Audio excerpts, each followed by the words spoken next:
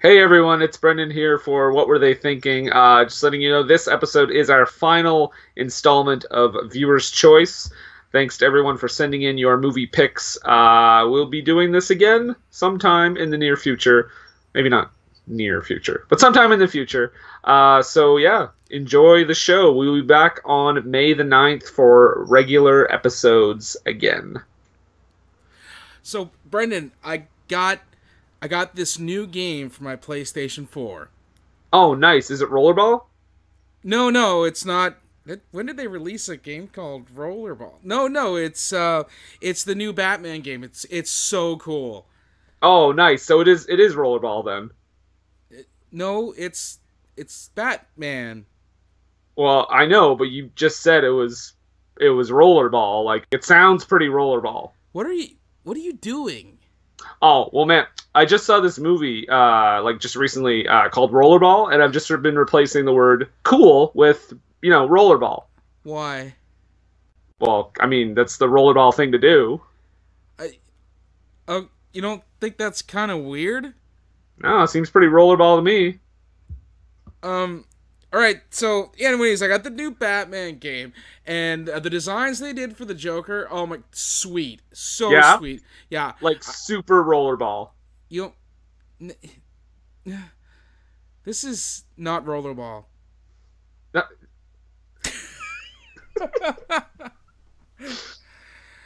Yeah. So Brendan is taking it upon himself to replace the word cool with rollerball. God help us. I may not do everyone. that for the entire episode. Let's hope. So yeah, But rollerball. yeah, we are Yeah. talking about Rollerball, and we have a returning special guest, extreme sports expert. Jerika is back. Welcome. Hi, everybody. Thanks for having me again. It was great. It's nice that you were able to get your time off the X Games tour. It was between that and she was touring with the band, so it was a juggling of responsibilities. Well, yeah, Gem and the Holograms do play the X Games every year. Everyone knows that. You go to Coachella, you go to headliners Warped every Tour, year. and then you go see the Gem and the Hologram at X Games. Well, little known fact, Gem and the Holograms were the original house band for all the Rollerball games. That is an interesting tidbit. Okay, guys, this is the last viewer's choice episode. I have an issue with you calling it viewer's choice. They just listen to us. It's What? Listener's choice? Listener's choice. You know what? You got a point. I know. You know what? I don't think he does. Wow. Watch it. Watch it. That's not very Rollerball of you, Jerika. Not very rollerball at all. Oh! This is getting heated. What was that? And we haven't even talked about the movie yet. We have. Kind So of thing this movie does to people. it riles you up. Well, I think first we should make it clear that we're doing the remake, Yeah. Yes. not the one that has like a 63 on Rotten Tomatoes. We're doing the one that has 3 on Rotten Tomatoes. Yeah, we're not talking the cult classic starring James Caan with its subtle indictment of violence in the media and sports, and there's good acting and subtle direction and Positive aspects is what you're trying to say. well, Anything that isn't burning trash. I think she just called this film a dumpster fire. I think that's fairly accurate. Yeah, you know what? Still better than the last one we had to watch. 100 times better than Nick Yes. Fury, Agent of S.H.I.E.L.D. That's going to be our go-to now for every comparison. That's the bar. That's the litmus test. How bad was it? On a scale of Judgment Night being great and Nick Fury, where would you rate it? I'd say it was a solid Critters. Rollerball. Rollerball. So, before we get into the actual meat and potatoes, I want to say that, okay, many times, Nathan, on this show, Yeah. we often say, they should be, the filmmakers should be scolded for making this terrible movie, etc., etc., etc. They should be shot, blah, blah, blah, blah, blah, right? Sure. Indirectly. Yes. Yes. This film indirectly sent director John McTiernan to prison. Okay. How? Well, here's what happened. In 2006, John McTiernan was charged with making a false statement to an FBI investigator about illegally wiretapping his producer, Charles Roven, on Rollerball because he was concerned about what kind of movie Roven wanted Rollerball to be. He also illegally wiretapped his wife during their divorce. And because of this, McTiernan went to jail for 1 year and then basically went bankrupt. Why? This movie sent him to the slammer. Well, so, you want to hear the scary thing, though? That wasn't. Okay, go ahead. No? Okay. So you'd think, based on that, you think John McTiernan wanted something else, Charles Roven changed it to this mess that we got, right? Yeah. You'd be wrong. Okay. This is the movie that John McTiernan wanted from the beginning.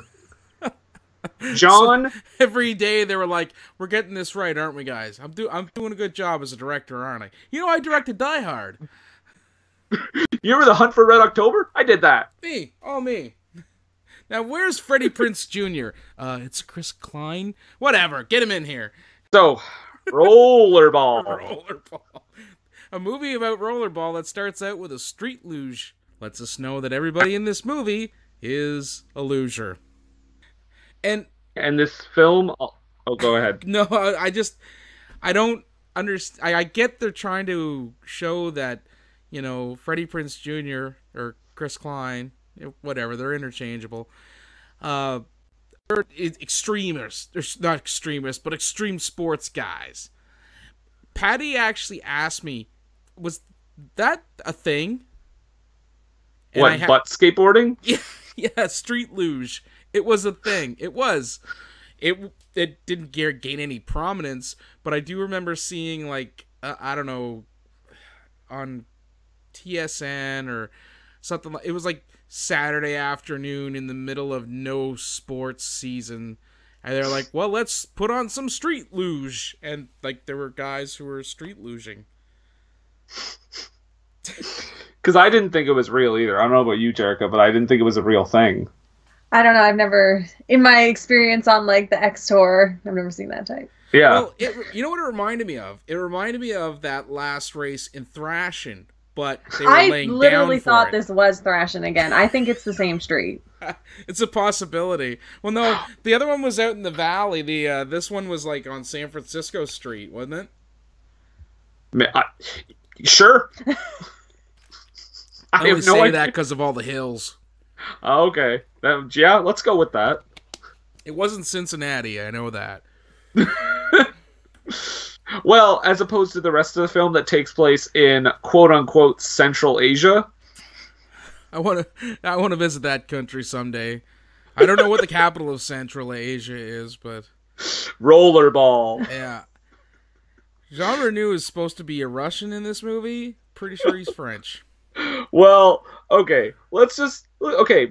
Boring opening credit sequence aside. Before we get on to that, though, I did have some fun Mystery Science Theater notes when I was watching the Street Luge. When they were doing the jumps on the pavement, like down the hills, they were come crashing down. I was like, my spine! You destroy your lower lumbar doing that.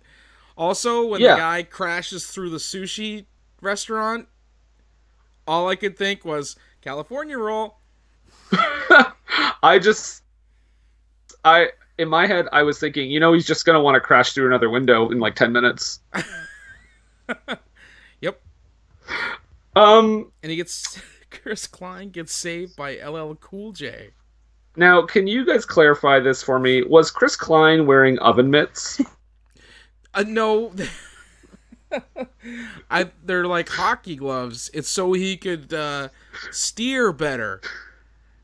He pushes himself down the road. Yep. But that's it. Like he's already going down a hill. Right. But this is to help, so you kind of put your hands down so you can either brake or you can shift or steer the street luge better. He also nearly dies in front of a small child. I know. The option is take out that small child or risk your life under the truck. Here, the thing with this is as ridiculous as this opening scene was, if the movie had been about this, I think I might have enjoyed it more. And I will say that the movie tricks you for about 30 seconds, because the opening where they are all in silhouette, I thought that was kind of cool. Yeah. And I was like, oh, that's neat. And then I never said it again for the rest of the movie. Oh, can we talk about the weird editing choices of, like, repeated shots or, like, slowed down reactions? Did you guys notice that? You were going to talk about... I thought you were going to talk about how Chris Klein was ADR'd to sound more Keanu. Oh, Jesus. Was there ADR? I don't know, man. No, but what was the thing when he's going down the street? He does this weird double take. I don't know. I noticed the slow-mo more, like, in the rollerball. Yeah. You mean where he's like looking at the other loser? Yeah, he looks back over his shoulder like twice, and it's like the same shot. Like, I get it when they used to do that in the 90s with, like, explosions. Like, they did it, like, from 3 different angles because, I don't know, that was a thing. But, like, I don't need 2 shots in a row of Chris Klein just glancing over his shoulder. You're not the intended audience. Yeah. I guess not. No, you are not. Did you say I was not inclined? No. I wish I had now. I thought that's what you said. No, I said, we paid for Klein, we're going to use him. Oh. And this is where LL Cool J, playing a character named Marcus Ridley. Uh-huh. I'm just going to call him Ladies Love Cool James. But Ladies Love Cool James just happens to be driving down the street at that exact moment, and Chris Klein Prinz Jr. grabs onto the seatbelt while the car is in motion and his luge nonsense is going, and pulls himself into the car and is like, oh, hey, man, haven't seen you in months. Like, what? What? LL Cool J's flight landed from Central Asia, and then he was just immediately in the vicinity of Chris Klein oven mitts. He got the last Central Asian flight out. And the thing here, too, he's trying to convince Klein to do Rollerball and says, yeah, because I got to go back tonight. So he waited to visit him on the last day. Yeah, because he said he was home when he visited his mom and his kids and stuff. And he's been home for weeks. Yeah. Never came to visit Klein. What a friend. Yeah. What a jerk. He gets what's coming to him, though. Now, we're to believe that they went to high school together? I do not believe there's at least a 10-year age difference between these two men. Yes! I didn't catch that high school thing. Yeah, because he says that they played football together. Yeah, because he said to him, man, it's just like back in high school. I do the blocking, you do the running. Oh, can we talk about... Okay, because this is obviously a thing that is over the whole film, but can we talk about Chris Klein's acting choices? Go big or go home. McTiernan was like, look, it's like Keanu if he was having a psychotic break. Go. Well, funny enough, Josh did mention this last week as well because he was randomly reading Rollerball trivia, but Keanu Reeves was the original actor for this role. And it shows. It shows. Oh, yeah. I think he would have been a lot better because at least Keanu Reeves has some charisma. Also, I would have believed that Keanu Reeves and LL Cool J went to high school together. There you go. Yeah. Yeah, and, like, the scene in the car where they're talking to each other, like, I found, like, the dialogue editing was really weird because it was, like... I thought you were just going to say the dialogue. Oh, well, the dialogue... Klein's like, look at all your baubles! And I was like, okay, I need to turn this off. Not look at all your bling or look at all your jewelry, your baubles. Your baubles. I don't know why I have this note. LL Cool Science? I don't know. What?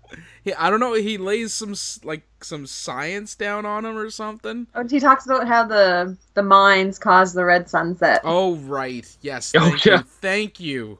I don't know what I know what I was drinking, but just just happened to have these pictures of paradise attached to this rollerball business card. Right, that's how he's trying to sell them on joining the league, where you get like $5,000 just for showing up. I also have a weird note here. I'm not sure what it means, but it's in all capital letters, and it says Chris Klein is the worst actor of all time. Now. Of all time. Oh, we just watched Nick Fury, Agent of S.H.I.E.L.D. last week. Correct, we did. He is not the worst actor of all time. Okay, he's not as bad as Global Boogeyman, but he's up there. Boogeyman. This movie was obviously filmed at a time when John Stamos was a happier person because Rebecca still had the Stamos in her name. I noticed that, yeah. And then I ended up on her Wikipedia page. Now, okay, did you guys watch the unrated version? I don't know. Not sure. I just streamed whatever I streamed. Because I saw a lot of boobies. Oh, there were a lot of boobies. Oh, yeah, there were titties in this movie. Okay, so then we watched the unrated version. Oh, because okay. what they did is it was PG-13 in theaters, and to make it unrated, they just put all the boobs back in. No violence or like I respect that. cursing. They just put a bunch of boobs. Now you're talking about actual female mammaries, not just more terrible actors. Well, those two. Because there were a lot of boobs in this movie in both ways. Yeah. Well, Chris Klein, Ladies Love Cool James. You know what? As much as Chris Klein was disastrous in this movie, I think LL Cool J, like, he's always like the best part of the shitty movie he's in. It's because he's got at least some sort of natural charisma. Yeah, I think like Deep Blue Sea, like this, like he's not the worst. I was able to watch H2O because of him. Oh, I forgot he was in H2O. But then Busta Rhymes ruined the other one. Go either way with rap. He can, yep. They can't all He be just Andre basically 3000. Well, Lady James is just playing himself in base. To be fair, I find Lady Loves Cool James plays himself in a lot of movies that he's in. But I mean, that just lends that natural charisma that he has, right? So, Exactly. Yeah. The set. Let's talk about the Rollerball set. It looks like Roller Jam from the 90s. I don't know if you ever watched any of the Roller Jam from the 90s where it was almost like professional wrestling. I watched Roller Jam all the time because I remembered it was like after Raw, and when I was like, I still want to watch more wrestling, I watched Roller Jam. No, I don't mean the one that was kind of respectable, like that was actually more like roller derby. This was a show that was on late at night, usually after WCW. Now, Brendan, I may be talking before you were allowed to stay up this late, because I'm old. But sometimes on Saturday nights, back in the day, Saturdays, actually, in the late 80s, I'd get to watch some WCW on the local NBC affiliate, and they would air that, and then they would air this roller derby type show, and the track looked an awful lot like this. Like, there was a big ramp, there was a gator pit. So you're not talking about the one that had like professional wrestling storylines? No, it had that, but it also had like this ridiculous aspect to it, where there was like a giant half pipe, or I guess it'd be a quarter pipe in this case, in the track at the end, and it looked very similar to what they were doing in a rollerball, where they'd have to they'd kind of loop around, and then they have to go up. And not only did it look ridiculous, like I said, they had a gator pit that they would put a live alligator in the second round of the show. All of the teams had personas. Mm-hmm. So, like, there were good guys and bad guys played up like professional wrestling. You mean personas, as in how the people in this movie have none of those? Right. There is Toba, the mentally challenged man who they put on the fucking track. Yes. The way like they talk to him, like so he is mentally. I'm sure he is. Because it's just like, well, they call okay, him simple. Toba, great job, Toba, get out there, Toba. And I was like, this is a poor mentally handicapped man-child that you're like forcing to play. It's like they forced Forrest Gump out there. Well, when they later find out, like, they put it together that the whole thing was set up because 4 cameras were watching him and only one was actually watching the action. Somebody actually says, why are the 4 cameras so interested in, I think they called him simple or slow or something. Yeah. A simple boy, I think they said. Yeah. But before we get to that, we get the arrival of, I don't know, I think probably yours, but also my idol and hero, Paul Heyman. Yes. Paul Heyman plays Paul Heyman as Paul Heyman in this movie. He is the commentator. Now, I know Jerika is not a wrestling fan, so to speak, but would you agree that he's one of the best performers in this movie? I actually have in my notes, because no, I didn't know who this man was. I had no idea. But I have in my notes, I wish the movie had been about him, because I think that he's the most interesting character they've got going. The man knows how to talk. I shuddered at some of the lines he was given, but God. He does his absolute best. Yeah. And, man... He's at his Heymanist in this movie. When that woman is talking in Japanese or whatever language it is, when that woman is speaking in Central Asian to him, and Paul Heyman says, "Oh yeah, I know. I don't know what you're saying. Your nipples get hard at the very sight of me, right?" Oh, Paul. He is a treasure. Also, he's sleepy at the beginning of the movie. It's probably because he just went through like a 3-day tour of ECW. More than he was affiliated with the WWF at this time. Well, actually, this movie was in production hell for such a long time. I think when he was filming it, it was just around the end of ECW. Oh, okay, so like it would have.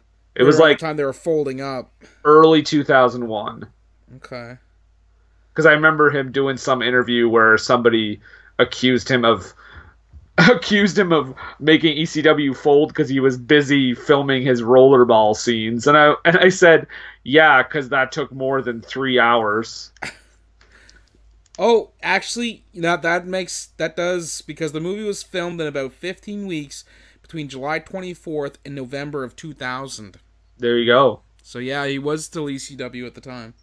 But I mean, aside from a couple of quick scenes, all his scenes are in one place. Yeah, it's kind of like when they shoot Robert Downey Jr. in Iron Man when he's in the suit. It's all just, done in studio. Same quality film as well. As we're talking. Wow. So I don't want to get off on a limb here, but I mean, if you guys want to disagree with me, I understand. But I think the film may be mildly racist. Only mildly. Only mildly. Just a tad. Well, how about that they coach the Asian crowd, the Central Asian crowd, to chant Jonathan as if they can't pronounce the H. I honestly, when they started that chant, I didn't know what they were saying until they showed Chris Klein. And I thought it meant they wanted John a ton. Like they wanted a lot of him. I thought a big fat guy named John was going to come out. Big bad John. He's big, bad Leroy Brown. He's bad. That's bad Leroy Brown. Okay, come on, Brandon, get it together. Big fat Leroy Brown. So, you know how I said that the set looked like the Roller Jam set from like the early 90s, late 80s, early 90s? Yeah. It looks like that, but painted in the 70s.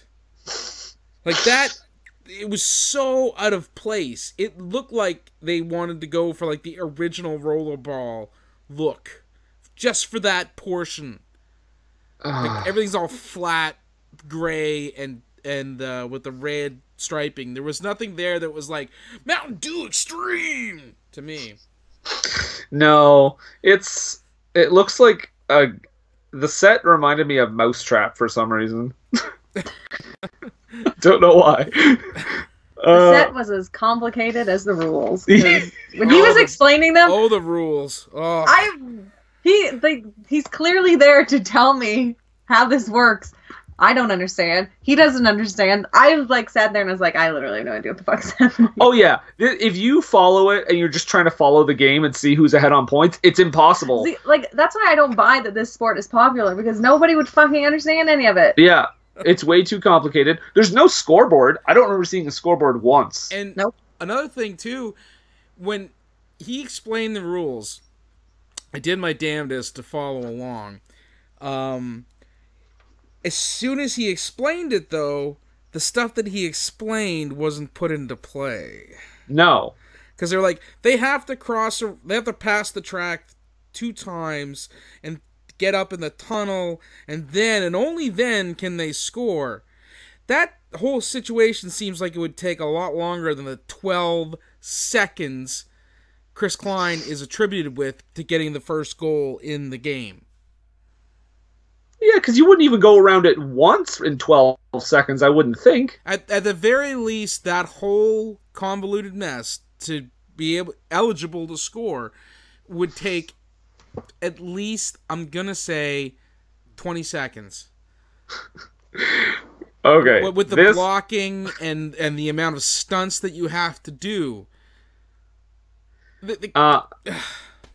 Doesn't he say, like, when he's explaining the rules, he says, like, it's as simple as that.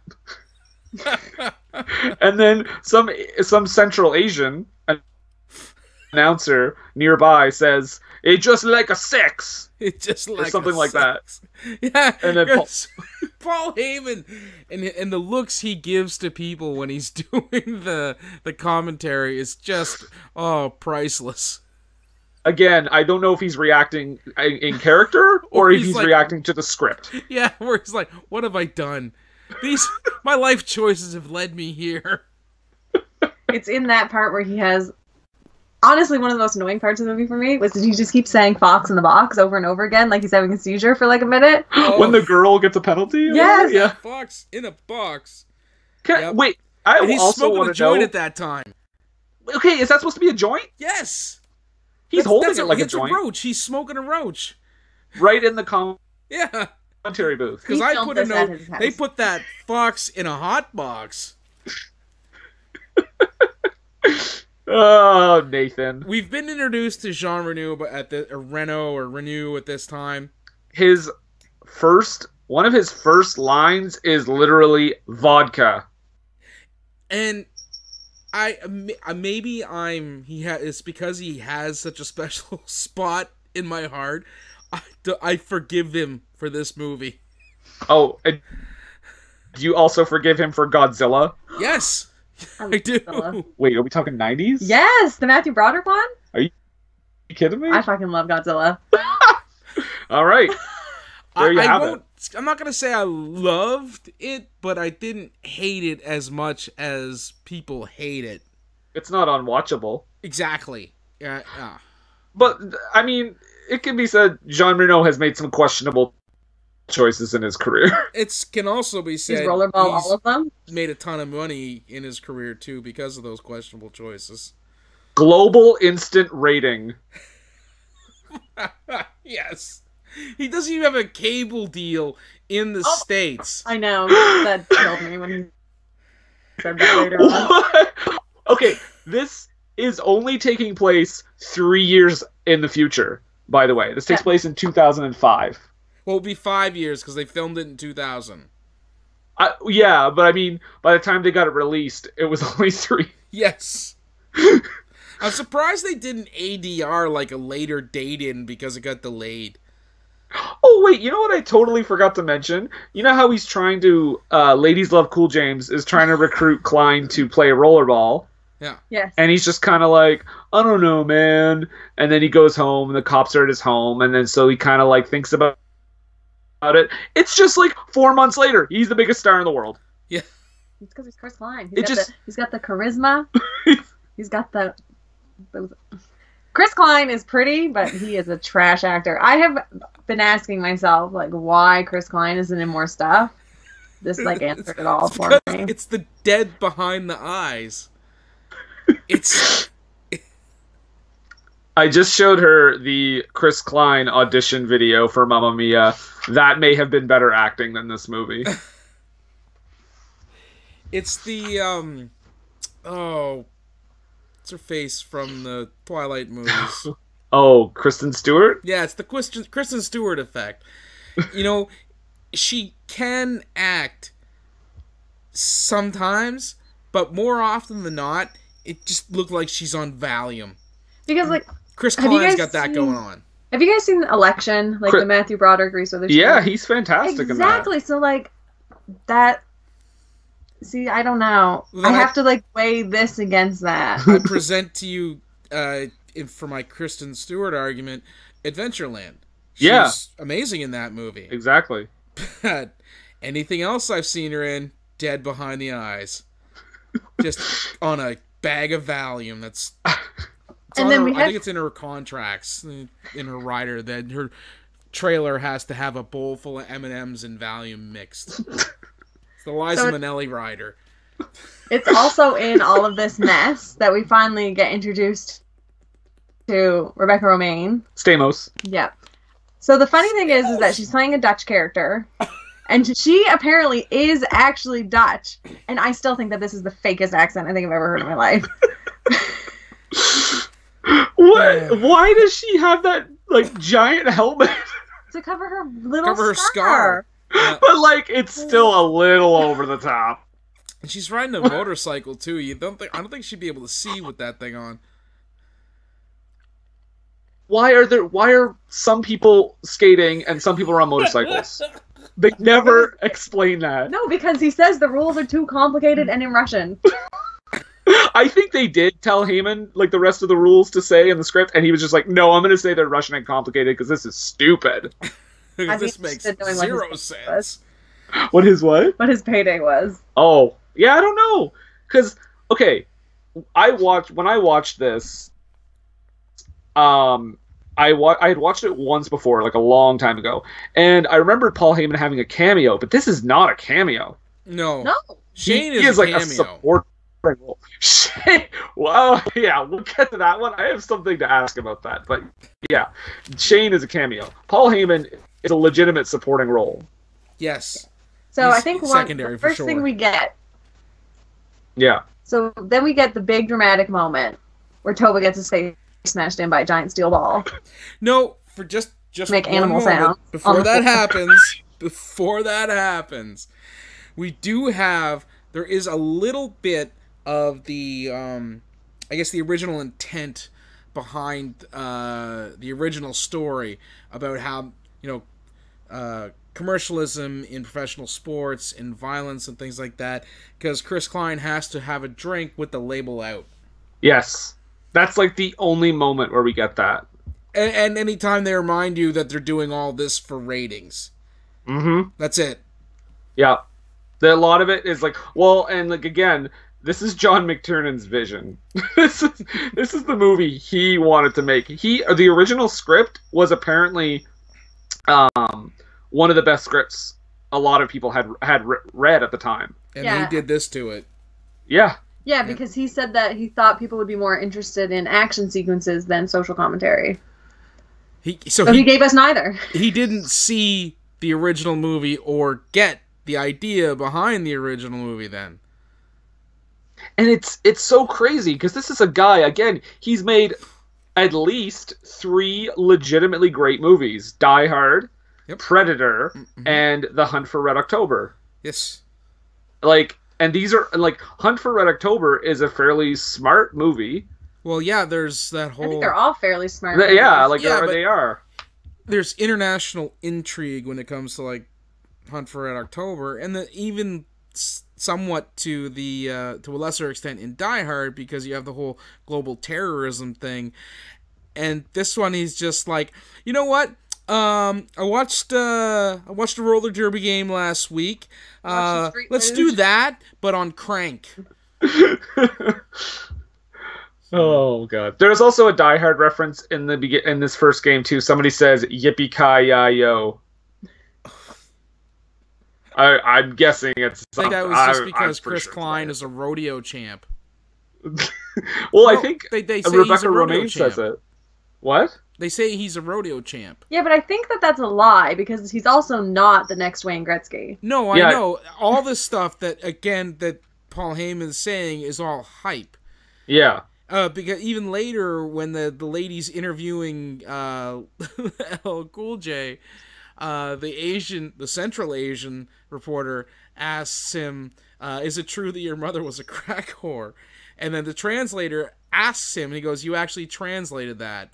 My mother's a pediatrician." And then the lady translates it back to, "Yes, that's true." That part made no sense to me, because why are they subtitling it in English if they're in Central Asia? No, that subtitle was for us, Brendan. I don't think so, though. Yes, that was for us. Are you sure? Because it looks like to me he says it, and then she translates it back to the reporter lady. But it says "yes, she is" on the subtitles. That's meant for the TV audience. No, that was for us, sweetie. I dispute it. This is not gonna that scene will not kill this movie. This film was going along just fine until that moment. All right, talk about Toba, Jerika. I don't really have anything to say, except I think that I understand he was in a lot of pain, but I think the noises he was making was straight up ridiculous. That's all I have to say. I'm being judgmental of the poor mentally handicapped kid who got his face smashed in the face with a shot put ball. Yes. Good roar, Toba. Anyway, that's how you know. That's the first sign of danger. Yeah. Some shit might be going down. Then Chris Klein taps on the window, and the guitarist is like, shit is about to go down. And then the whole band starts getting fire. I was so confused by that part. So was I. It took me to the second viewing to realize. Here's my note. When they bash Toba in the face with the shot put, the rating goes up. And I'm like, violence equals ratings. And I was going to make a really sarcastic, how this is just like really ham-fisting at home. But then they started with the dance number.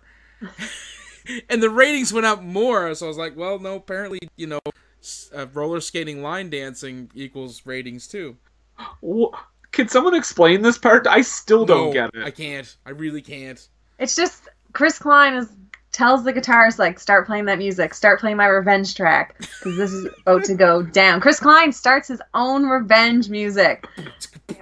And then the guitarist is like, I understand. He starts doing that sick riff. And then the crazy piano lady starts coming in. And then Paul Heyman says, even the band knows what's happening. What's wrong with the officials? He's going over the top. And then Chris Klein kicks some ass. Here's another note, a Patty note. She asked me when we were watching this, she goes, this isn't like a real thing, right? Yes, it is. And I said, no, sweetheart, they made this. No, here's why. She didn't ask me if it was a real thing. She asked me about the scoring and the way they got points and stuff. I was like, I don't know. They made this game up for this movie. And she was like, oh, like basketball. And I was like, yes, I really wish we were watching basketball instead. Yeah, no kidding. Basketball, better movie. And, much better with the social commentary. Yeah, that's okay. Is it Jerry Zucker, I believe? It says, it's David Zucker and Matt and Trey Parker from South Park. When your David Zucker comedy with the South Park guys has better social commentary, I think it's time to work on your social commentary. Take that, McTiernan. Yeah, John. Yeah, we're taking shots at a guy who's basically bankrupt and like on the streets right now. Well, good. Then he has lots of time to listen to this podcast. No excuses. I want John McTiernan to hear this. So, He did one film after Rollerball, and it was Basic, the movie Basic. hey, new to Netflix. Check it out, guys. It's a great one. John McTiernan's swan song. Okay. Oh, okay. And now this is where I have to ask. Now, this movie that we talked about, how this movie takes place in the country of Central Asia. Right. Beautiful country of Central Asia. I have to. Beautiful Central Asia. This time of year, gorgeous. Why? Now, well, I was wondering why and why they do that. And Just why? I was wondering what were they thinking. and scene. No, the original, I believe, takes place in America, right? It's probably it's been a same continent. I think it's safe to say it was. I haven't seen it in a long time. My issue is, are the filmmakers trying to do they're doing a commentary, like a social commentary kind of, but are they like saying like, well, this wouldn't happen in the good old US of A, only kooky old Asia? It's a possibility. They could also be operating under the and I don't want to accuse them of being this smart, but they could be operating under what Shakespeare used to have to do whenever he wanted to present a play that spoke badly of monarchs. They would have to be set in another country. Like if he was because he's in England, he wouldn't talk shit about the king or the queen of England. He'd talk shit about the king of Denmark or what's up in Venice or even Scotland. He wouldn't dare speak ill of the monarch because it wouldn't, not only because he was afraid of, but he wouldn't sell for his crowd. And I think what they were doing is, let's set it in Central Asia, a real non-specific country. That way no one can accuse us of talking trash about their society. Well, today is Shakespeare's birthday, so what greater gift could we give him than calling John McTiernan the new Shakespeare? Words, do not put words in my mouth. Nathan, John McTiernan is basically Shakespeare. You just said it. You heard it here, folks. I think it might be the racist thing. Because I was watching it and I just kept thinking, that they're just saying, everything's fucking crazy over in Asia. That's the shit that they're doing. Well, okay, here we go. The next scene. Chris Klein and Ladies Love Cool James go out to a nightclub. I'm gonna do that the whole episode. They go to a nightclub and you hear gunshots, and Klein's reaction is, "Oh, this country." Yeah, exactly. I love this country. Did working out for you, okay? Hey.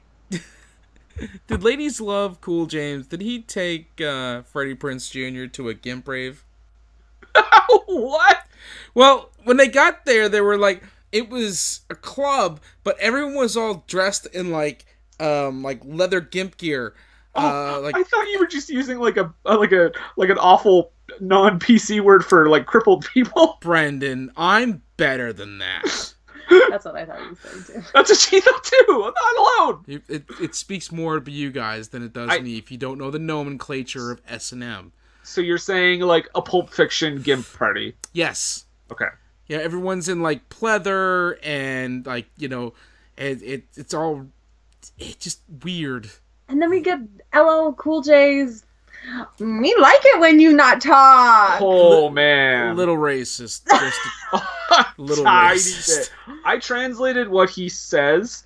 He says it in English, but he says it in a different way. But I translated it as basically he says, "I've got a big dick, and I like it when girls don't talk much when I'm plowing them." Yep. Yeah. And then, which, you know what? That whole thing makes me feel fine about the Central Asian reporter saying that his mother's a crack whore, because he's clearly a garbage person. He is horrible. They're all garbage people. They are garbage pail kids. They can be. Garbage pail kids, starring the cast of Rollerball. He Danny, the Central Asian Russian, calls his friend from the mine his juicy brother? Is it juicy or juicy? way, it's weird. It's really weird. Juicy is definitely weirder. Juicy is just racist. But he's the one that gives us the first hint that something is amiss. Yes. Because he has Toba's helmet and the strap has been cut. Yes. Which apparently no one noticed. Wait. Yeah, how did Toba put it on and not notice that the strap was cut? I mean, okay, never mind, he's mentally. That's how they get around it. Remember? But, like, what did they just cutting the chin strap, like, they came out anyway. Like, they didn't need to cut the chin strap for that to happen. Like, did they... No, because he was preoccupied. It was all a distraction for Basically him. my entire thought process. I mean, I'm not going to break the record for fuck this movies like we did last week, but I'm just saying. Okay. So then we get... Titties everywhere. Titties everywhere. Everywhere, because he goes to confront Jean Reno, who's like, vodka! And basically asking him what's going on with the chin strap. Which, by the way, I don't know if this movie's trying to hide it at all, but I knew by minute 1 that he was the villain. Oh my god, yeah, no. Yeah, like, that's the thing. I can't tell if we're not supposed to know, and it's supposed to be like a twist, but it was so fucking obvious that he's clearly the bad guy. You wouldn't cast him if he wasn't. Exactly. I like his fake sincerity, though. No, where did you get this? Yeah. Doesn't matter. Yeah. You're right. It doesn't matter. I just found it. What? I sound more like... Is that your Josh Brolin impression? I don't know what that was. Thrashing, staying alive. Oh, the theme song. So there's lots of more weird, like, jump cut things in this scene I noticed. And just, like, I don't understand. What did you say? Is this the part where he said, Ladies Love Cool James says what? The really racist, like, good night, me be back soon. He's or like, something? me be back soon. Yeah. Me like you when you not talk so much. What is the point of those tops that those girls are wearing if their boobs are just sticking out of them?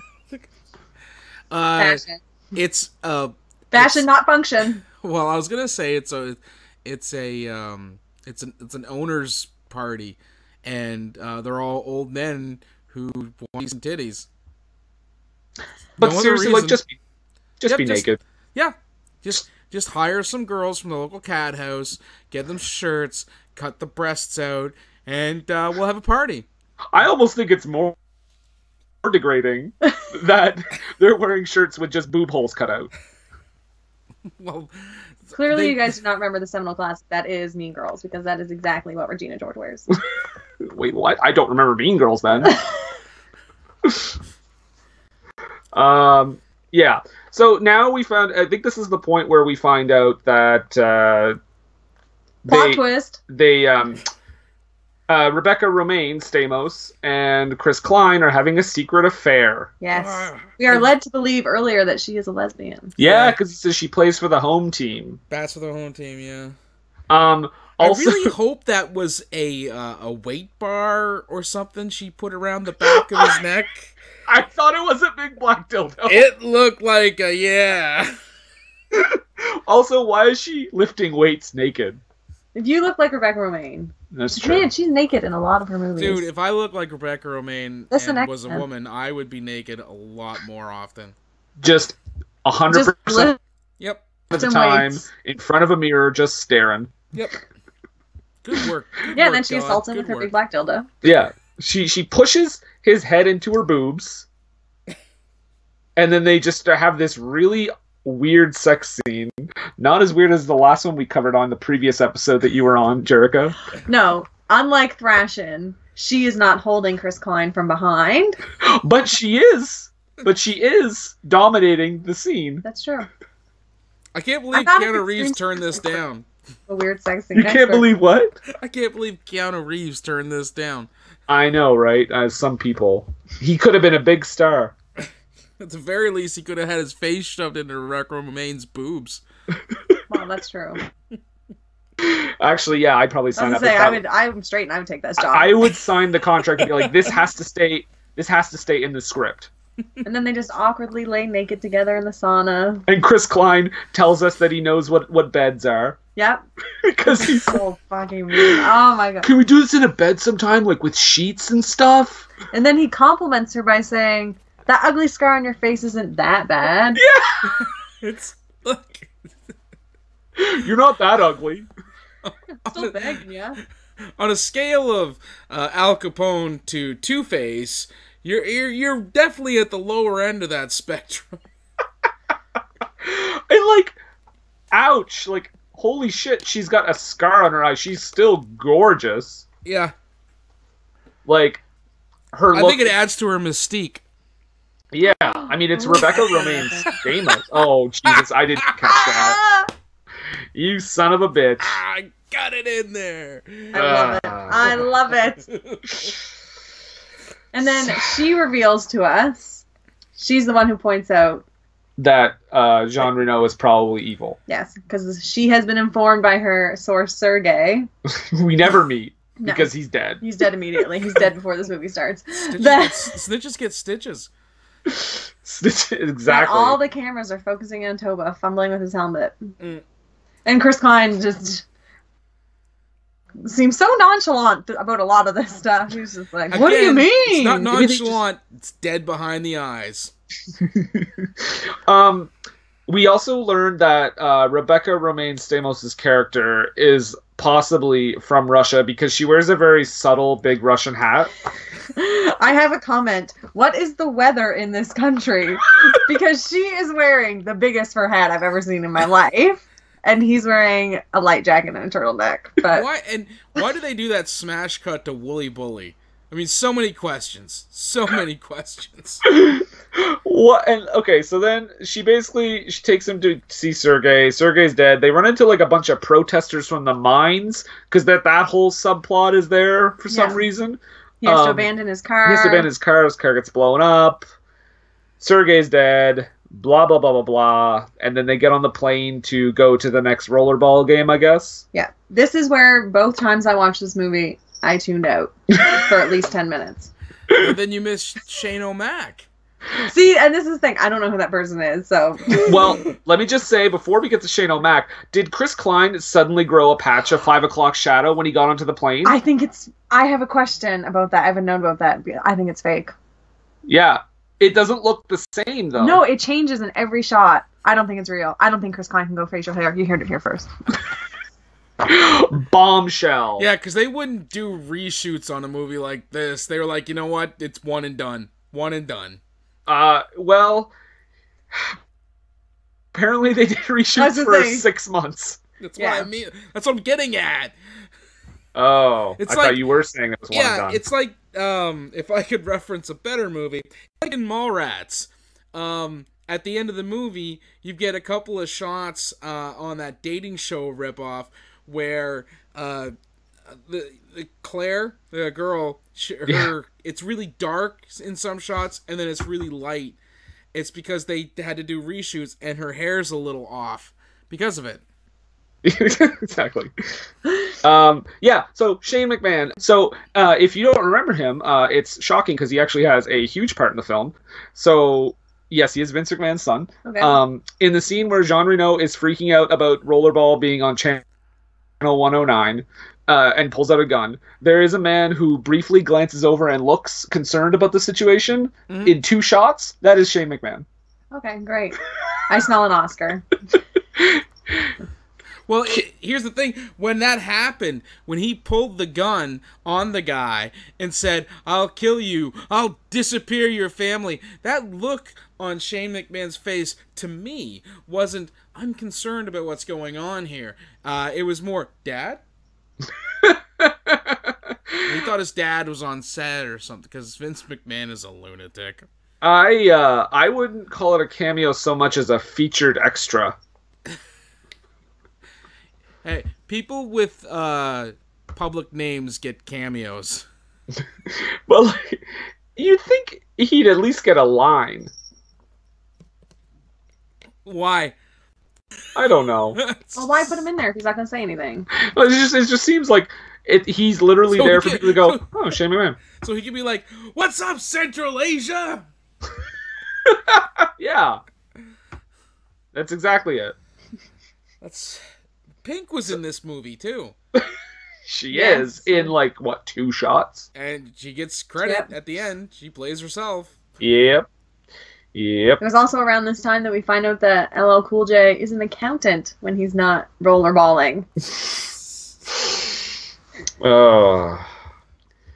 So... Slipknot! And Slipknot is in it. I have a question. This movie. When Jean Reno is waving his gun around at that affiliate, he just does that to get the publicity, right? Yeah. Now, okay.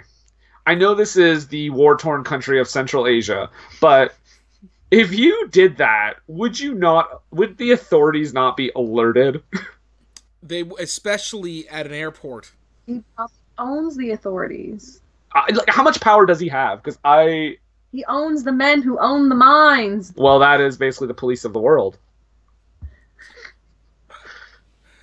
So I just have a note here that says lots of stock images and shitty bands. Slipknot. Who did not film this movie, who they took scenes of a Slipknot performance and edited them into this movie. At no point were they ever on set. I was unaware of that. There's also like when they're doing like the news stock footage, there's like a random picture of a child military, like an all-child army. Yeah, they're like kids playing dress up or something. I just thought it was a child army. No. I was like, sure, why not, movie. There's a line, I don't remember who says it, but someone says that they're lathered up like a Siberian wolf pack. I do not remember that. I think actually Paul Heyman might have said that. That would make sense, but I don't know how lathered up a Siberian wolf pack is, but... Here's the thing, and this is a note, because this is where we start getting some of the, I guess, the exposition of the true evilness of Jean Reno in this movie, and, like, kind of his plans and what he's going to do. So I took note here, and I just wrote down, the intrigue in this movie is quite dull. Yeah. 100%. Because at one point where he realizes that Chris Klein might be like turning or getting ready to leave, he says, keep an eye on him, watch him. If he takes a shit, I want to know what it smells like.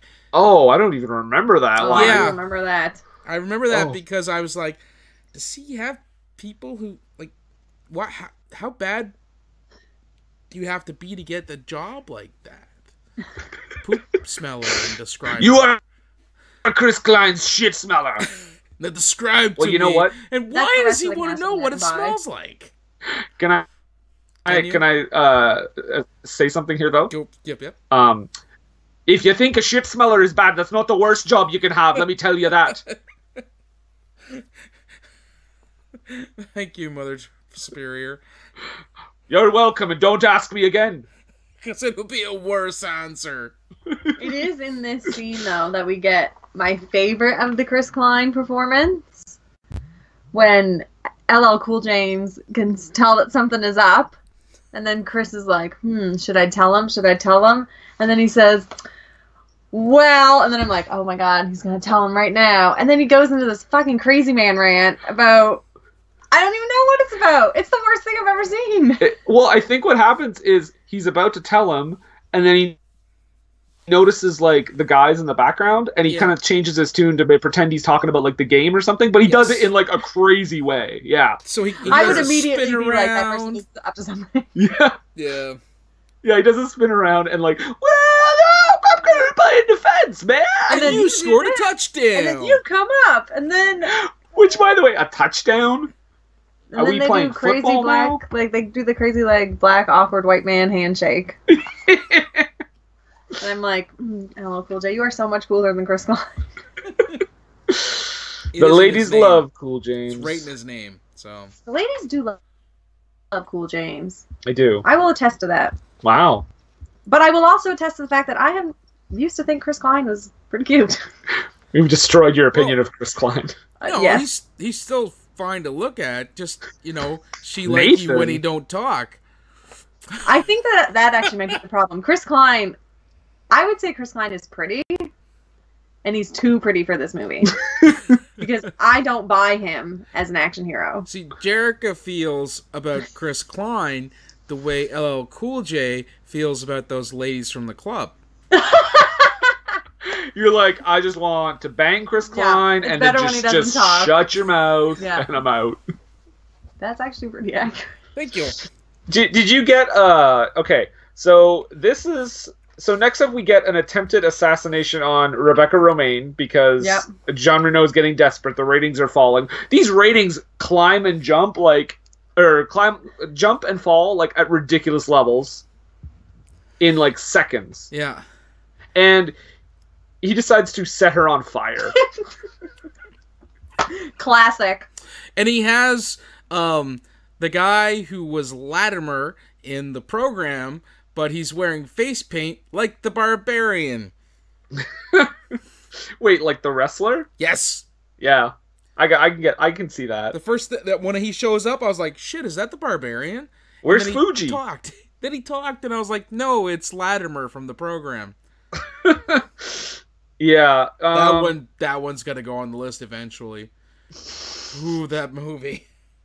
What is it called? The Program. Okay. Well, James Caan's in it, and it's terrible. If it's terrible, then it's a good candidate. Yep. So he tries to set her bike on fire because he steals it, cuts the brake line, and then as she's driving away, lights a match and sets it on fire. Why doesn't he just try to hit her or something? Like, why go to all that trouble? Well, he did hit her. He knocked her off, and that's how he got her off the bike. But like, if I'm trying to kill someone, why go the most elaborate way possible? Exactly. You guys are just said you know what? Global instant ratings. Right. You know what? You guys are a couple of Jean Renos. Look, we know what sells, bro. We know what sells. Okay, it's gonna be huge ratings. No. Okay, bro. It's gonna be huge, bro. No, we're gonna light a beautiful lady on fire, bro. It's gonna get huge. We're gonna beat Nitro. It's gonna be great. And then we'll have LL Cool J do an impression of a Central Asian lady. It'll be hilarious. Bro, you're gonna love it. And then LL Cool J saves Rebecca Romaine, though. Yeah, he does. The assassination attempt is not successful because instead of her stopping the bike or getting off the bike or moving away from the bike in any way, shape, or form, LL Cool J has to swoop in and grab her. And he takes most of the burns. Yeah. And he does like a knack over the top of the glass, like something straight out of X Games.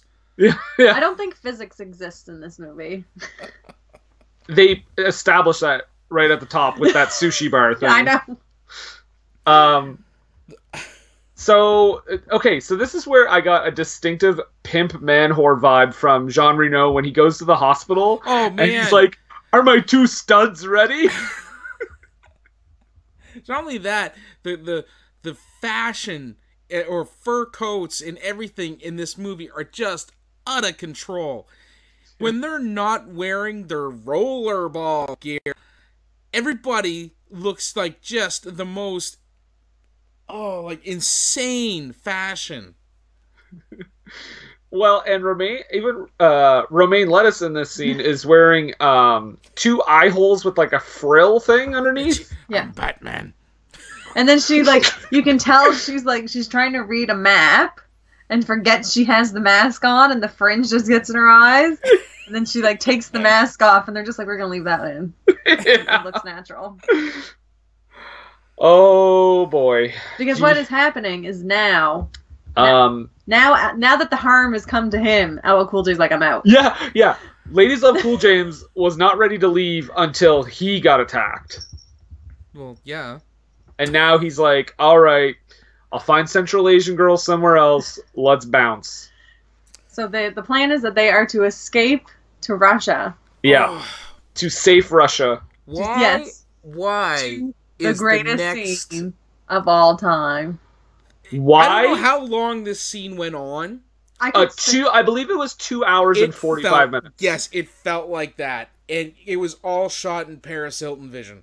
I love it. This is the best scene of my life. Why was the film in night vision? I actually know why. Okay. So what happened was they filmed the scene, and then when they started watching it back, they realized, oh shit, that's too dark. We got to reshoot it. While they reshot it, they ran out of money, And then they were like, we're just going to add a green filter.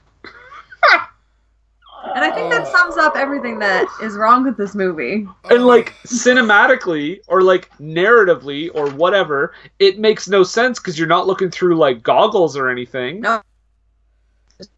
Yeah, the whole thing is just, it's like, you're going to watch the scenes, but in night vision. And it looks god-awful. This is a movie that cost $80 million. And there's also some great lines. Yeah, there's some great lines, because, like, Chris Klein says, this road isn't even paved.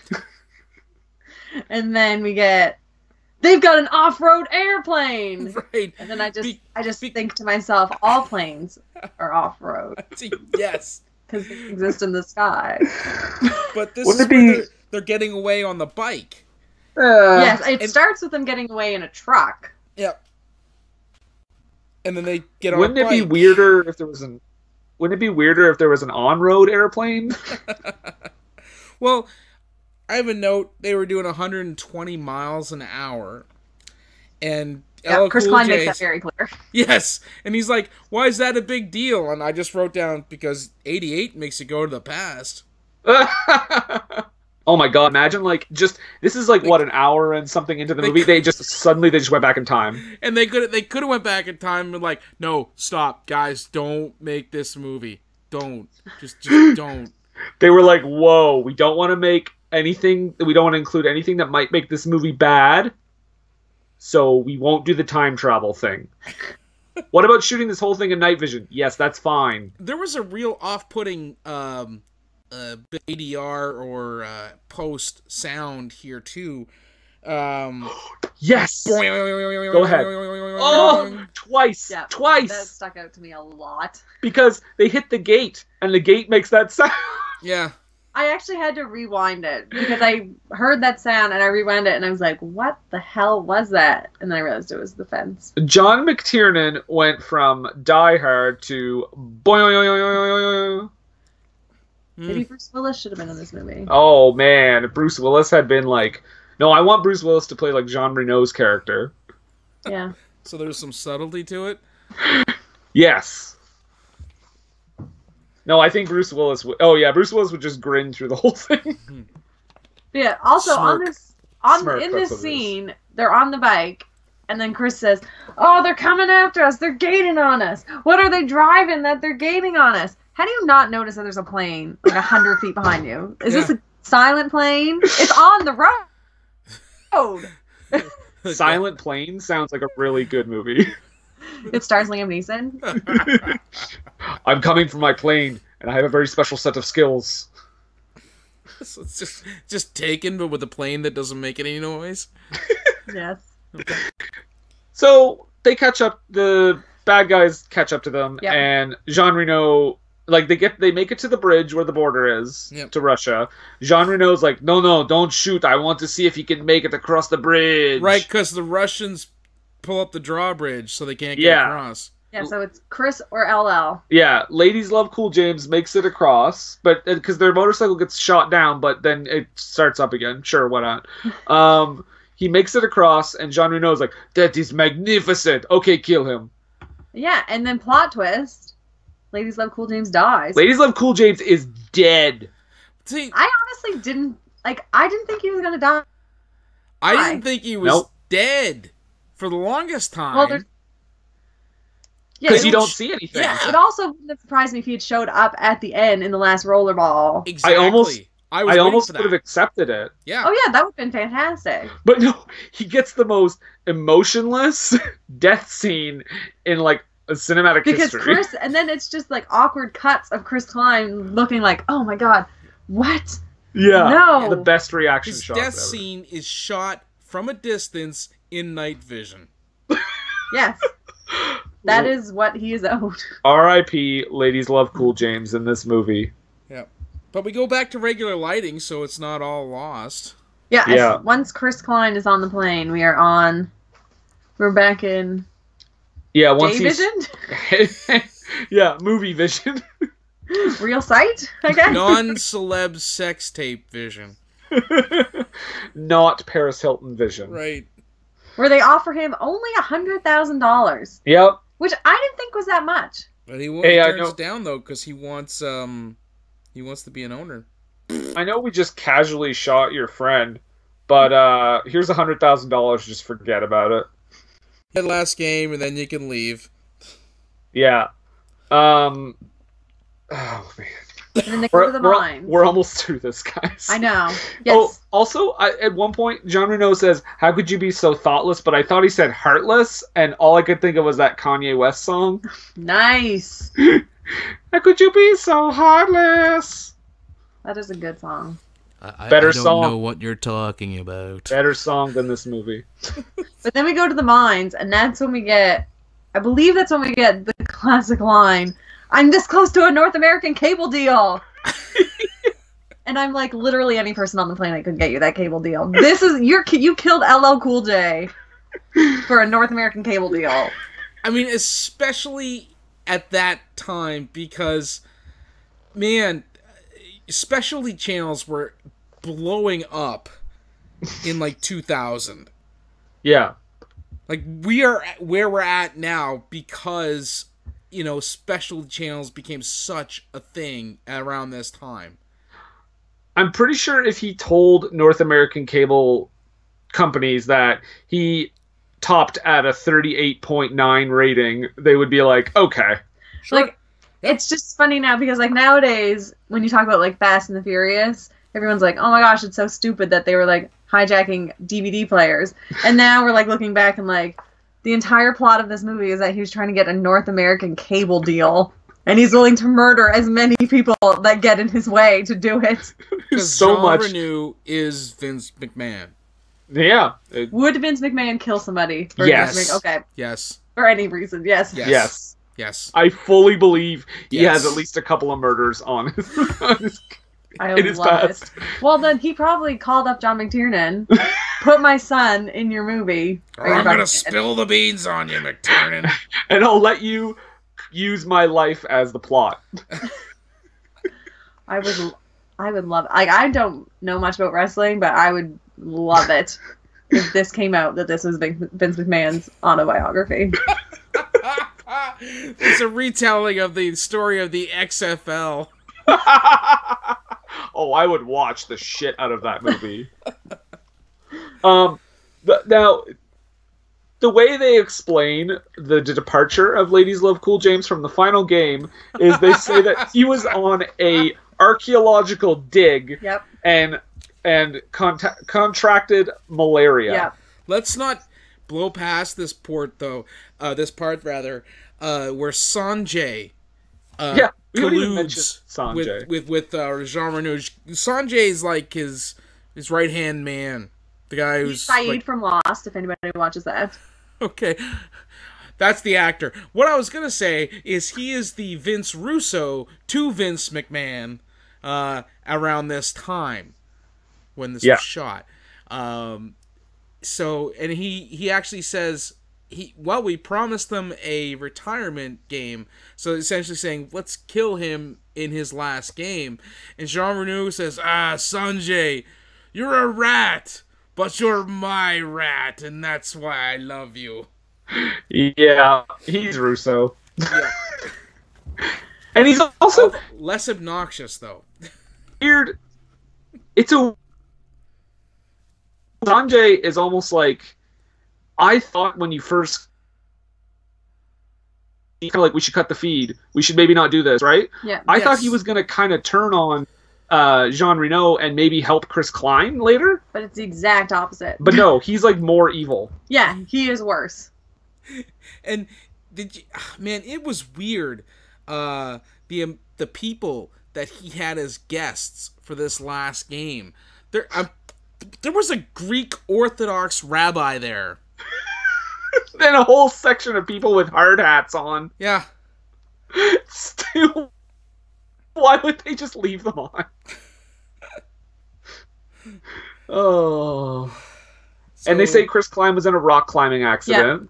Yeah. Mm-hmm. Yeah, we heard you in a rock climbing accident. Also, where's Marcus? You always travel together. Yeah. And he says nothing. Yeah, they don't give him any No. he makes a really good acting choice with his face again. This movie is filled with really good Chris Klein acting choices. Especially facial expressions. It's actually inspired me to rewatch American Pie. I want to see exactly where this went wrong. And I'll watch them all if I have to. just the theatrically released ones, right? Yes. Oh God, no! I'm not watching any of those like naked runs. Okay. Oh God. So Rebecca Romaine got traded to the Horde, the Golden Horde. That was the name of the team. Yes. Am I the only one who felt that one of the members of the Golden Horde looked like the Monarch from the Venture Brothers cartoon? I don't think I know that. Okay. Yeah, the one who has like the really long neck. Okay. She looked like the Monarch, which is a male character, but that's beside the point. Well, and like Chris Klein pretends like he doesn't care about her anymore because basically Jean Reno and like the guys, they know about the secret relationship between those two, and he's like, "Oh, traitor! I don't even care." And then she's getting super clingy. She won't get off my dick. Jean Reno was like, "I could make her disappear." He's like, "No, not disappear. I like the lady. I just don't want her around anymore." Yeah. And then so he's like, "Okay, she's on the other team that you're playing tonight." Yep. Which Sanjay just thinks is like fucking hilarious. Like he thinks it's like the best idea he's ever had. Yeah. Just to like put her on the team they're playing tonight. And tattoo her face. Okay, yes, Nathan, can you explain to me the number tattooing? Do you understand that? Okay, I don't feel it was explained really well in the movie. There are girls at the first who get their numbers tattooed on their face. Nobody has numbers in this sport, but they get numbers tattooed on their face.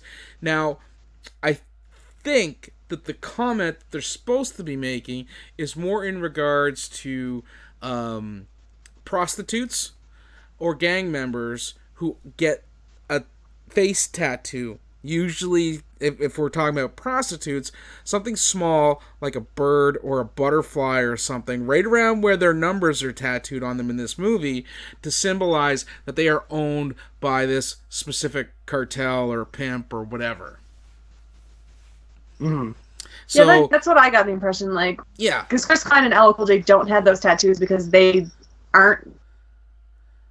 They're don't not want owned. to seem like they're being owned. Exactly. Yeah. Rebecca Romaine doesn't have it until later. Yeah, they force her to get it, which is like a sign of like we own you now. Yeah. Yes. I don't know. It was odd, and like you said, I don't think it was explained very well. No, that's probably in the original script. Yeah. Well, guys, the original cut of this movie is 2 hours and 25 minutes. I would have killed myself if I had to sit through that twice. So. I felt an hour and 37 minutes was long. Yeah, it was. Apparently the first test screening was so disastrous that they were like, you need to cut like an hour and reshoot it for like 6 months to a year. And this is where we find out. Yeah, so it's the final game. Yes, the final rollerball. Rollerball. Out the window. But it's a no DQ. It's the Attitude Era. It's like, what? We gotta have rules. When Paul Heyman is the voice of morality, you really need to rethink about what you're doing. Yes, I agree. I think I need to look into this fellow. You do. He's a fantastic fascinating guy. Individual. Yes. I'm going to read his Wikipedia page. That's all you need. He's a fun... You should check out some of his better promos. He's a fantastic person to listen to talk. Now, okay, so this is the final game. Their mission is to kill Chris Klein. Yep. Their mission. But they want to kill Chris Klein. Rebecca Romaine tries to warn him. He's like, don't worry about it, I'll be fine. She gets kind of subdued by her own team. Yeah, arrested. Notice that she's like being stomped on. She's put in like a zip tie. Yeah. Yep. And nobody in the audience seems to notice. The police do not exist in this movie. No, except for the one cop that shoots a player in the back. Yes, and they killed Danny the Russian. Yeah. The guy who's from the mines. Yeah. I actually felt bad about that. I did too. He was like, yeah, he was the only character where I was like, this is the thing that kind of spurned on the audience revolt. But here's the thing. They shot one of their countrymen, killed him in front of them. Them, as countrymen, then lead a revolt, but they chant the American's name. Who is not dead. Don. Yes, he's not dead. Nope. He actually hasn't even really been hurt as bad as being shot. Nope. And Danny's crime is saying, hey, you're killing this guy. How dare you? Shot in the back. Yeah. So...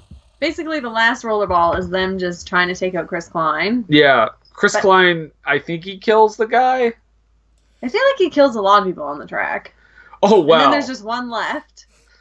This is... the greatest moment in the physics craziest. Yeah, he flips that guy, like, headfirst into the ramp or whatever. Oh, yeah. But then this is the craziest finale, because for a movie, like, condemning, like, exploitation of violence, the finale is extremely violent. He crashes through the plexiglass to try to kill Jean Reno. Yeah, every bad guy is killed. Yeah, but I love that shot where he just skates up and then jumps over the wall, feet first, into Jean Reno's face, and Paul Heyman's, holy shit! Yeah. And I was like, holy shit is right. You got it, Paul Heyman. Because he throws that rollerball right at Jean Reno's face. Yep. And then he proceeds to kill... everyone. Yep. With a broken shotgun. Yes, he takes out a couple people. Paul Heyman has a great line here. This game may be over. Yeah, I was like, well, yes, I think I thought that. Like, yes, it's probably accurate. As he's getting up to leave, right? As he's getting up to leave, and the entire place is, like... rioting. Devolving around him. Oh, man, it's Vancouver 2011 all over again. Rollerball's got nothing on Vancouver. Yeah. Yeah, this game may be over. Literally dozens of people being murdered, right? Yeah. So, Jean Reno he's getting away to his games basement? room. Yeah. Yeah. What, does he just have one of those in every arena they go to? Well, this is their home turf, so that makes a little sense. this is where he keeps his guns, but not the key. No, but there's a reason why the key's not there. We'll get to that in a minute. Sanjay. Yes. But still, Jean Reno does figure out that he can load the shotguns, break the stock off, and still shoot Chris Klein, who is using a small stool for a shield. Let's talk about shotguns. A small stool. When you said a small stool, I just imagined him using a piece of turd for a shield. This movie. Yeah, a DVD copy of Rollerball. So meta. So let's talk about shotguns real quick. Yeah. They spread. Okay? When you shoot, it's pellets that spread out in a cone-like pattern towards whatever you're shooting at. Mm-hmm. Okay? They do cover it later towards the end of the movie where he's like, oh, he missed me. And Rebecca remains like, no, not totally. If he was shooting a shotgun in the direction where Chris Klein was holding up the bar stool, he would have got a face load of buckshot. We'll see. The reason he didn't is this stool. You know what? Yeah, I don't know. Physics. The Rollerball physics. So yeah, in the rules that Paul Heyman did not read us are the rules of physics for this film. Because they're too long and they're in Russian. So Yep. But yes. So he kills Jean Reno by bludgeoning him with a stool. Not a piece of shit. And this is where you find out the keys were originally there. Sanjay had taken them. Yep. Yeah. Because he anticipated this would happen? Yes. I guess. He wants to be the tyrant. He wants to make the money. And he's like, before you kill a tyrant, you have to make a deal with his successor. And so Chris Klein just shoots him. Yep. Another thing about shotguns, and this bothers me a lot in a lot of movies. Paul Heyman covered all of this in the rules. Now we're not talking about the spread or the impact. It's the cocking of the shotgun. Every time you see it in a movie and someone goes like that, they've just expelled that round. When a shotgun is loaded, the bullets are put in, they stay in. When you shoot, if the shotgun holds multiple shells, when you pull back on the slide and it makes that they've expelled the spent round, and the new ready-to-go round is up into the barrel. The first thing Jean Reno does before he tries to start shooting at Chris Klein is just expel the completely usable round. Yeah, and then Chris Klein does the same thing, I believe. Yeah, so... Yeah, and he also, I think when he shoots him, it looked like he didn't even pull the trigger. Like he just held the end of the gun and pointed and it went off. Chris Klein's like, "Hey, am I holding the gun okay?" They're like, "Yeah, it's fine. We only got 5 more months for these reshoots." Yeah. And all of them have to be dedicated to our night vision. So. Yeah. We're gonna need to nail that sequence, guys. The good thing is, the happy ending of this movie is that finally Chris Klein gets to have bed sex with Rebecca Romijn. I'm gonna take you to my bed. Hospital first. Right. They go to the hospital, then her bed. Oh, they're gonna have sex in the hospital bed? No. They go to the hospital, then her bed. Oh. Or both. And Edge's theme song plays. Yeah. And there was an actress in this movie named Alice Poon. Just a little side note. I giggled for like at least 3 minutes after I saw that. So there, that was Rollerball. Yeah, better than Nick Fury. Way better. Poon. And then it ended. And then it came to a crashing end with credits. Yep. Now, this movie was fantastic. Was it? Yeah. What did you say? It was really good, right? Comparatively. Compared to last week, yes. This movie was Citizen Kane. Casablanca. The Deer Hunter this movie is compared to the last week's movie. We were talking about some of the very subtle and almost arguably not there, the racism in this film. I want to read a little bit I wrote from about the score of the film. Mm-hmm. The original score, because the original score was much different. It didn't have all these like rock songs in it.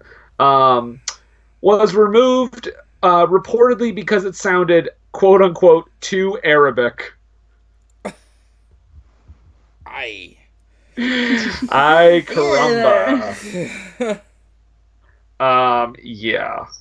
There's that. But as we say with every movie, Nathan, do not take our word for it. Don't take our word for it. Because, as Jerika said earlier, it has a 3% on Rotten Tomatoes. Mm-hmm. It is the 28th worst reviewed film of the 2000s, which is crazy to me that there are 27 worst reviewed films than this one. Don't forget The Room. I mean, I think that has higher, though, on Rotten Tomatoes. Oof. Yeah. The Room is I'm going to have to considered see what these other 27 are. a better movie. Keith Phipps from the AV Club quipped, "Only those attracted to Waterworld or Last Action Hero, big level budget disasters need bother with this one." Last Action Hero, also John McTiernan. Yeah. Make that one. There you go. You know what? Much better than this movie, though. Yes.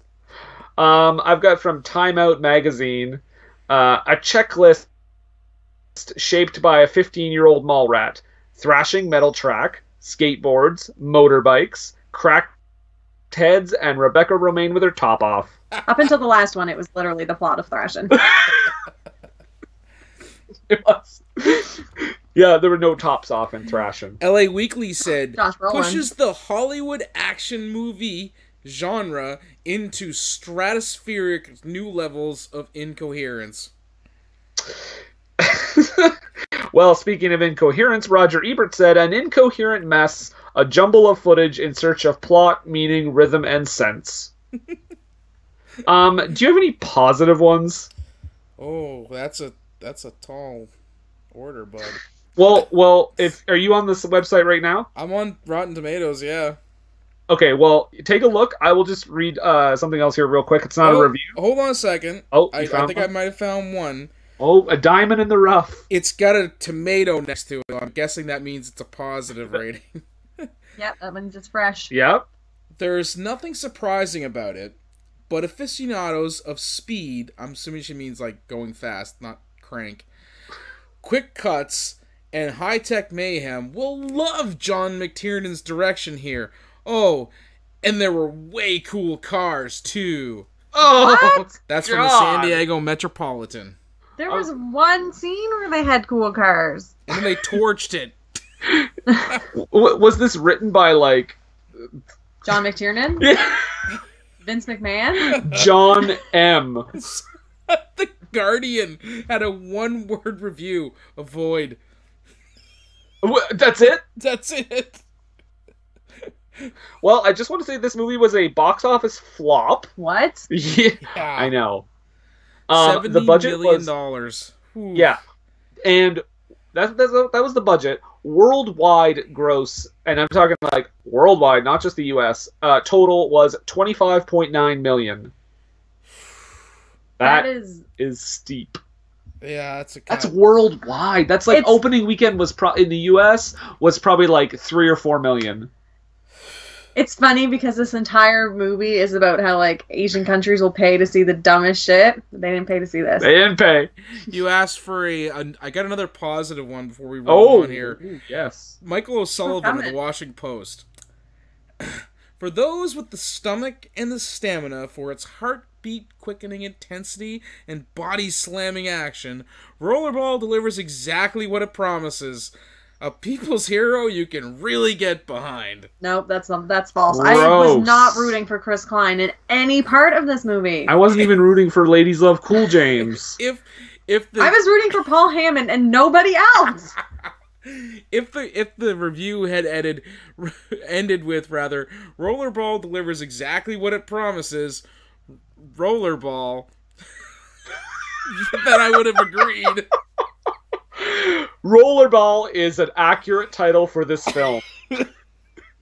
That's the review. So there we go. God, that was a dumb game. Oh. What was the dumb game? Oh, Roller Jam? Rollerball. Oh, Rollerball. Is Okay. like its own. It's a the only way you convoluted can score mess. is by throwing a ball at a giant gold thing and setting off pyrotechnics. Oh, yeah, I was going to ask, I wonder what the pyro budget was on this movie, too. Yeah, every goal had like a firework display. That's why they couldn't afford to finish the night vision scene. Yeah, They too blew it much all on the pyro. Blew it on the pyro and Ladies Love Cool James. All right, so this being the end of Viewer's Choice Month, we are returning to our regularly scheduled episodes. First of all, I want to thank Jerika. Thank you very much for having me. It was such a good time. Thank our extreme sports expert. Yep. So I guess I should hint. I'm going to give a little hint at the next one. Well, actually, does anybody have anything to promote? Oh, yeah, I guess you do, don't you? I do, but is anybody else? I don't think so. Do you have anything to promote? I don't do anything. Okay. Well, Rollerball 2 coming out this summer. I'm writing presented it by right now. Jerika. Yeah, she's gonna write it, direct it, produce it, star in it. It's her Whole work. one-woman stage production. Oh, do it! Down at the Playhouse. Oh my god. Rollerball, we're rolling and there's a ball. Man, did you read her notes? But what are you promoting? I am promoting, as much as I can always remember now, to check out Montrose Monkington III and Friends Esquire Montrose Monkington III Esquire and Friends on Facebook, and also Montrose Monkington TV on YouTube. Follow the exploits and commentary on social, pop culture, and professional wrestling. Updates randomly. That's Montrose Monkington III Esquire and Friends on Facebook, and Montrose Monkington TV on YouTube. And I gotta say too, like I spoke with him a while back in a video promoting this channel and his channel, and he had some like offhand remarks about you. I don't know. Is there some kind of like problem between you guys, or? Yeah, he pays me, so I read the copy. So. Yeah, I mean, like I was a little uncomfortable when he was making some of those comments. I didn't want to say anything, but you know what? He's a garbage person, but I'll still read the copy because he pays me. Like I said, give me just take the money and shut your eyes. I mean, that's pretty rollerball of you. I was gonna say that is very Chris Klein of you. Very rollerball. Okay, so let's. I'm gonna give a little hint. Now I'm just thinking about this now, so I'm kind of wasting time to like come up with one in my head. Okay. In space, no one can see your makeup. There you go. That's what I got. Wow. So, I guess this just leaves me with one question. One final question? Yeah, just one. All right. Just one kind of overarching thing. Okay. In a movie with that takes place in the war-torn country of Central Asia. Beautiful place. Yep. Yeah. In a movie where the charismatic enigma Chris Klein is your lead actor. Mm-hmm. In a film where Ladies Love Cool James has one of the most emotionless and death scenes of all time. Okay. In a film where the rules of Rollerball are too hard to understand because they are in Russian and Paul Heyman doesn't want to read them. I follow. I guess I just have one question. What's that? What were they thinking?